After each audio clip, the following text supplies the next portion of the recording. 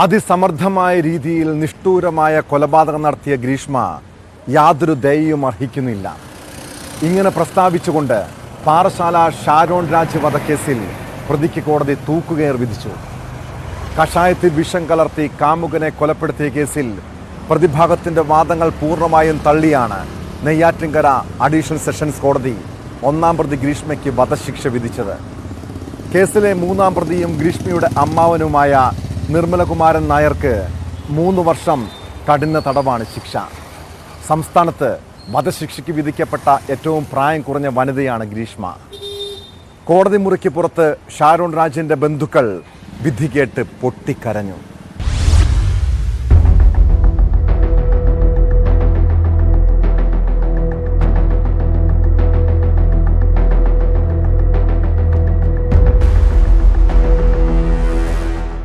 കേരളത്തെ ഞെട്ടിച്ച ഷാരോൺ രാജ് വധക്കേസിൽ നെയ്യാറ്റിൻകര സെഷൻസ് കോടതിയുടെ വിധി പ്രസ്താവം കേൾക്കാൻ രാവിലെ മുതൽ തന്നെ കോടതി പരിസരം ജനനിബിഡമായിരുന്നു.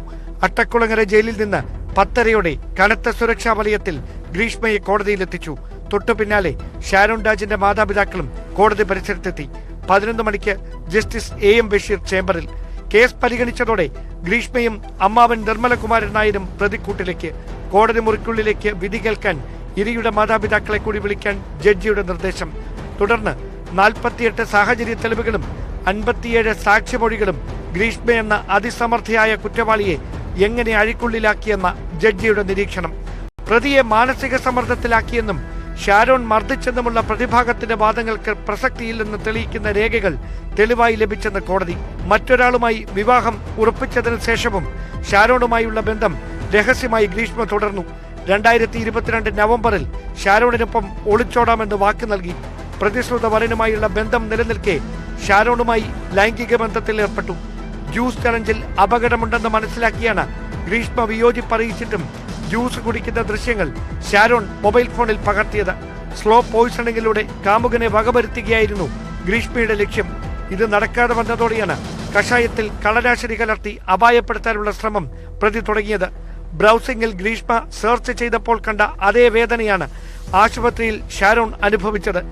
ഒരു തുള്ളി വെള്ളം കുടിക്കാനാവാതെ 11 ദിവസം മരണവേദനയാണ് യുവാവ് നേരിടേണ്ടി വന്നത്.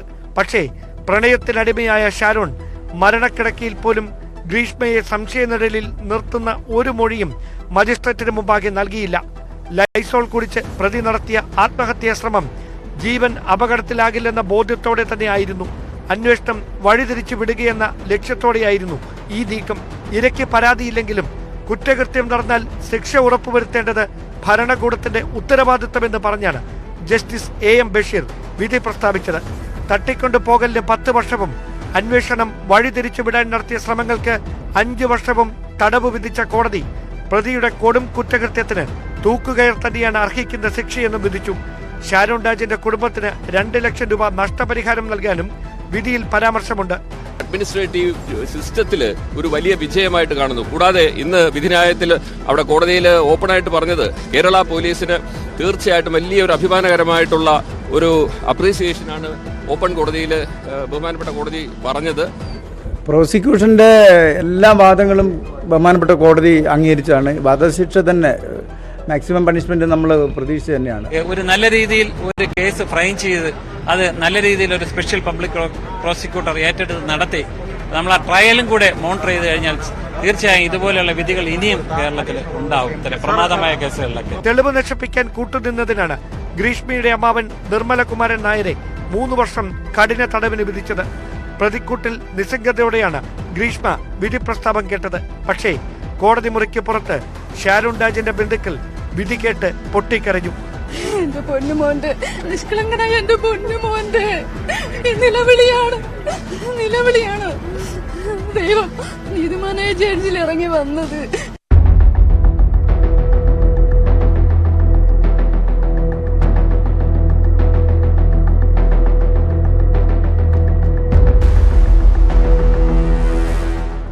പ്രണയമെന്ന സങ്കല്പം തന്നെ അപ്പാടെ കൊല ചെയ്യപ്പെട്ടെന്ന പ്രോസിക്യൂഷൻ വാദം പൂർണ്ണമായി ശരിവെക്കുന്ന വിധി പ്രസ്താവം. സ്നേഹിക്കുന്നയാളെ എങ്ങനെ വിശ്വസിക്കാൻ കഴിയുമെന്ന സന്ദേശമാണ് ഇത് സമൂഹത്തിന് നൽകുന്നതെന്ന നിരീക്ഷണം. പ്രതിയുടെ പ്രായത്തേക്കാൾ ഇരയുടെ ജീവനാണ് വിലപ്പെട്ടതെന്ന സന്ദേശം കൂടിയാണ് കേരള സമൂഹത്തിന് നെയ്യാറ്റിൻകര സെഷൻസ് കോടതി ജഡ്ജി AM ബഷീറിന്റെ വിധി പ്രസ്താവനയിലൂടെ ഉണ്ടായിരിക്കുന്നത്. ക്യാമറമാൻ C വിനോദിനൊപ്പം ഡാൻ കുര്യൻ, News 18.